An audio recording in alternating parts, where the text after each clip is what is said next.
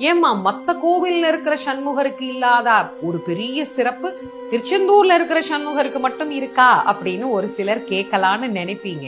எப்பயுமே நான் ஒரு தலத்தை பத்தி சொல்லும் போது, அதிலும் குறிப்பா முருகனை பத்தி பேசும்போது அருணகிரிநாதரை பத்தி பேசாம இருக்கவே முடியாது, இருக்கவும் மாட்டேன். அது எல்லாருக்கும் நல்லா தெரியும்.